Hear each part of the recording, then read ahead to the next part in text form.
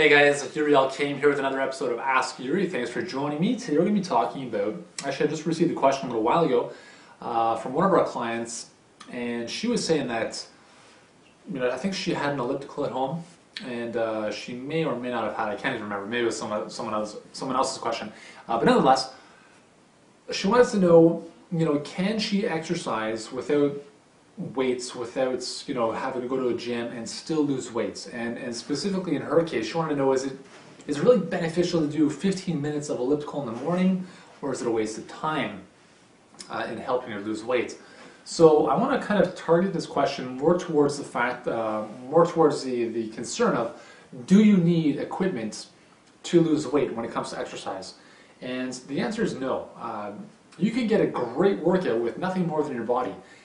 And for most people, especially beginners, I would actually advise you to start with bodyweight workouts only, right? Don't worry about needing to go to the gym. And sometimes going to the gym is actually good because it puts you in a focused environment, if you will.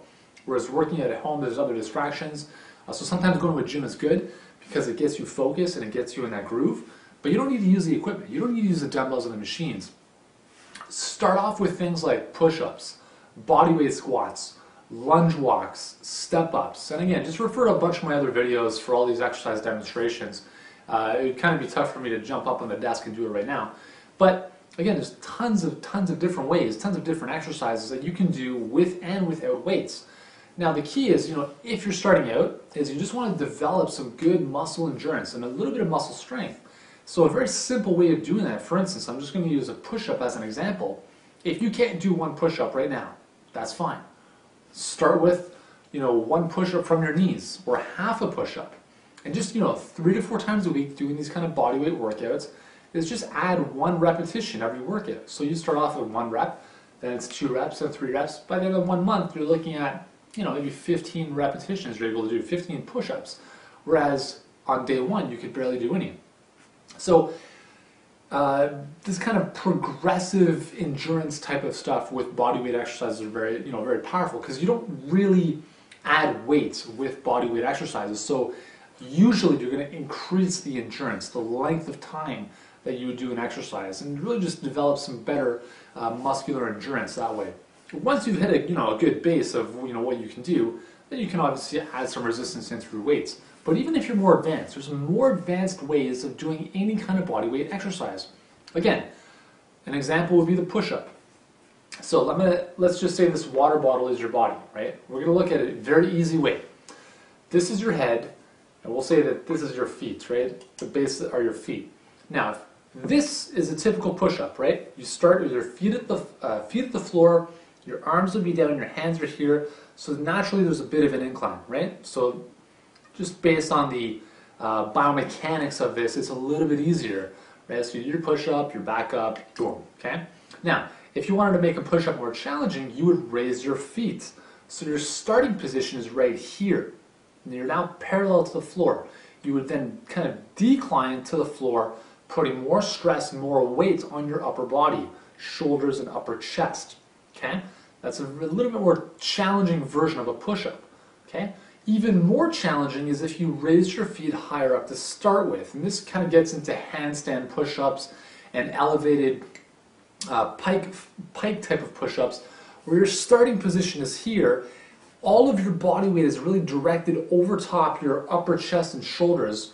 And that's a very, very advanced movement. So again, just with your body weight, simply by changing the angle of your body, we're changing how much weight distribution is targeted at certain muscles. And that's just to give you a simple example of what you can do with bodyweight exercises. So you don't necessarily need weights, you just need to find certain exercises and find interesting and cool ways to make them more challenging as you get fitter. So if you're at home, a lot of things you can do. So the second thing you want to look at is the intensity at which you're exercising. That's a big thing when it comes to bodyweight exercises. A very simple way to do this is set your workouts up in a circuit, especially if you want to burn calories and lose weight. Take 4 to 6 exercises. For instance, you may want to do push-ups, bodyweight squats, plank, right, a core exercise. You can do some lunge walks, step-ups, and we'll say pull-ups. Let's just you happen to have a pull-up bar somewhere in your house. That's awesome. So we'll say those exercises. Do 30 seconds maximum reps at one exercise. Then, if you want to make this, again, the rest interval is going to be the key. If you want to make it easier for yourself, take longer to rest. So an easier version will be 30 seconds of work, 1 minute of rest. Then you move on to the next exercise, 30 seconds of work, 1 minute rest, move to the next one. If you want to make this more challenging, 30 seconds of work, then take 15 seconds of rest, right? So there's very little time to recover.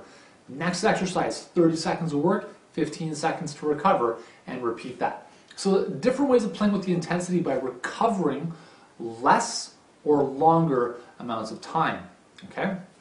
So those are a couple examples of what you can do with body weight exercises. And again, just go through my YouTube channel, check out my channel. I've got tons of videos on a bunch of these different exercises that you can do from the comfort of your own home, or the gym, or while you're outside, or while you travel. I mean, there's really tons of things you can do.